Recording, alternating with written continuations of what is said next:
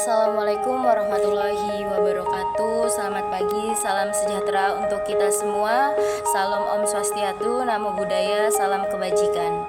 Alhamdulillahirrahmanirrahim. Kita panjatkan rasa puji syukur kita kepada Allah Subhanahu wa Ta'ala, sehingganya kita masih bisa mendiskusikan hasil kerja kelompok kami, yaitu terkait tentang iman, iptek, dan amal. Untuk melanjut terkait materi, saya ucapkan juga terima kasih kepada dosen pengampu mata kuliah, yaitu Bapak Rahmat Effendi, Magister Pendidikan Agama Islam, yang telah mengampu kami pada mata kuliah agama Islam. Yang kedua, yang saya hormati rekan mahasiswa semester 5 yang berbahagia. Alhamdulillahirrahmanirrahim, pada kesempatan kali ini saya akan mempresentasikan hasil kerja kelompok kami yang terkait tentang iman, iptek, dan amal. Materi yang pertama akan dibacakan oleh saya. Yang pertama, pengertian iman, iptek, dan amal. Yang pertama, saya akan membahas tentang pengertian iman. Menurut bahasa Arab, kata iman bermakna atau berakar pada kata amanah atau yu'minu, imana, yang secara harfiah atau etimologisnya itu diartikan sebagai percaya atau yakin. Kemudian secara bahasa, iman dapat diartikan secara tasdik atau membenarkan, yang maknanya hampir sama dengan secara istilah. Secara istilah, menurut buku ensiklopedi iman yang ditulis oleh Syekh Abdul Majid Al-Asjaidani, iman dapat diartikan sesuai dengan makna linguistiknya, yaitu tasdik atau mempercayai.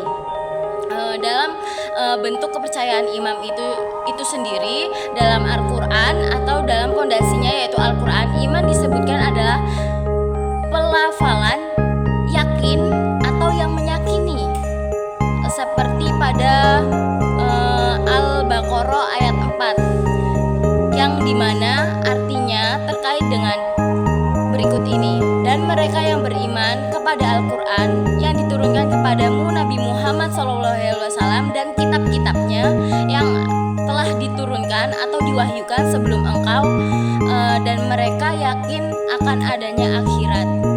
Dari pengertian ini bahwa ketika kita meyakini adanya Al-Quran, mengimani adanya Al-Quran yang diturunkan kepada Nabi Muhammad, berarti di sini kita yakin adanya akhirat, di mana kita di sini meyakini bahwa kita bisa mendapatkan pahala atau keimanan yang lebih tinggi.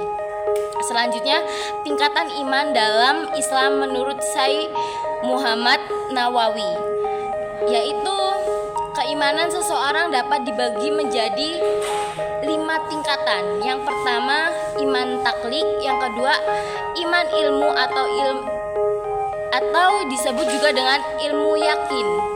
Yang ketiga, iman iyana atau tahu ainul yakin. Yang keempat, iman hak atau hakikul yakin. Dan yang kelima, iman hakikat. Pada kesempatan ini saya akan memberikan penjabaran tentang iman-iman tersebut. Yang pertama, iman taklik, yaitu iman yang didasarkan pada ucapan orang lain yang umumnya dari ulama. Jadi dikatakan secara lisan oleh orang lain pada umumnya dari ulama, tetapi tanpa memahami dalilnya. Jadi dalilnya ini belum tentu pasti. Kemudian menurut Syekh Muhammad Nawawi, tingkat keimanan yang pertama ini sah walaupun tanpa mencari dalil atau sebuah sumber masalahnya dari mana. Kemudian yang kedua, iman ilmu atau ilmul yakin.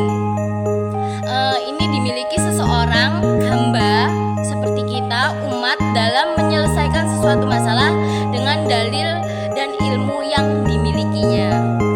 Kemudian yang ketiga itu ada iman iyana atau ainul yakin. Ainul yakin ini artinya iman yang dimiliki oleh seseorang hambanya yang meyakini bahwa Allah merupakan zat atau memberikan sumber nyata, walaupun wujudnya tidak dapat dilihat. Ketika seseorang berada di tingkatan yang lebih tinggi atau lebih ketiga, yaitu mempercayai bahwa Allah tidak gaib dan serta selalu hadir di batin kita atau hati kita, yaitu qalbu. Kemudian yang keempat, iman hak atau hakikul yakin. Pada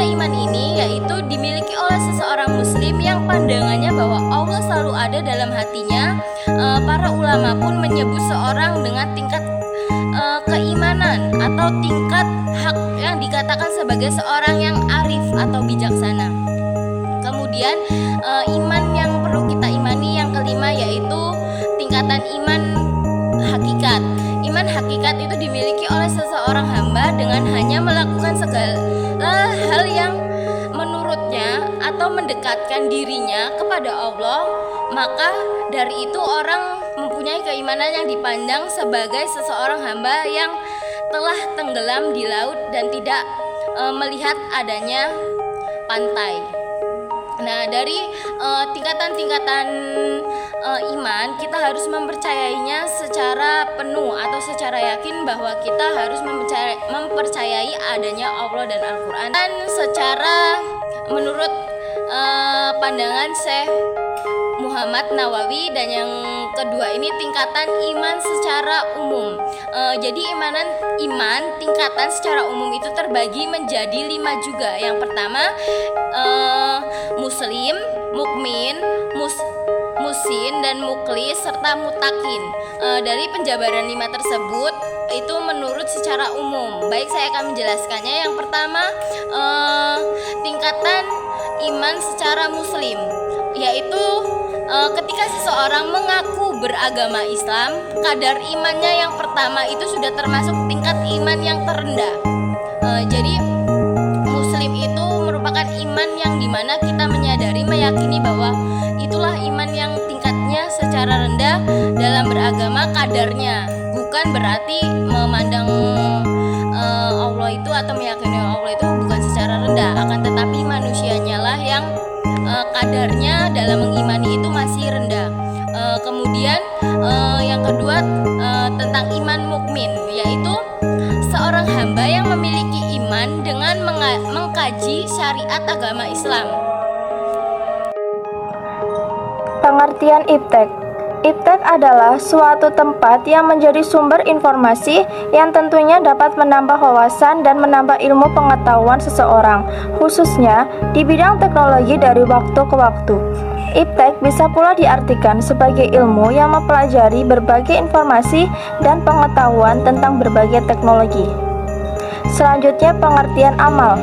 Amal saleh adalah melakukan perbuatan baik yang bermanfaat bagi diri sendiri dan bagi orang lain berdasarkan syariat Islam, serta ikhlas karena Allah Subhanahu wa Ta'ala semata.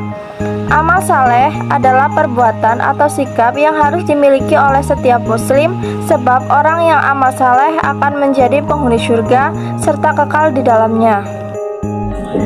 Hubungan iman, iptek, dan amal. Islam adalah agama wahyu yang mengatur sistem kehidupan. Dalam agama Islam terkandung 3 ruang lingkup, yaitu akidah, syariah, dan akhlak. Sedangkan iman, ilmu, dan amal berada di dalam ruang lingkup tersebut.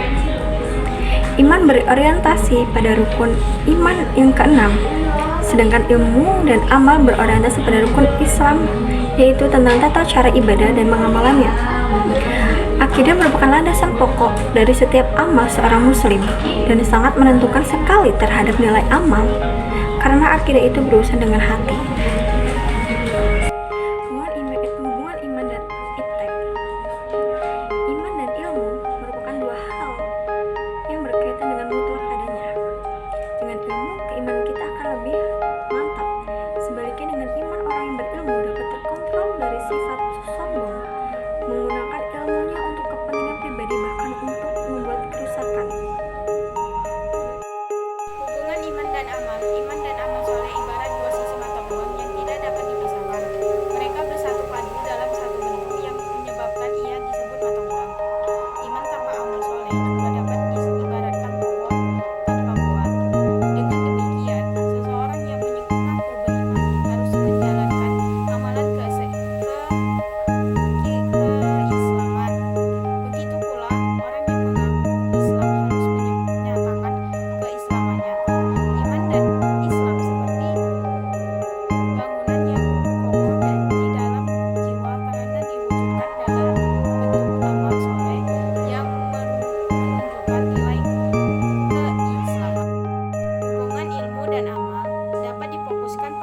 dua hal.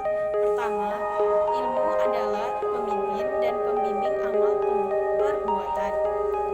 Amal boleh lurus dan berkembang bila disertai dengan ilmu.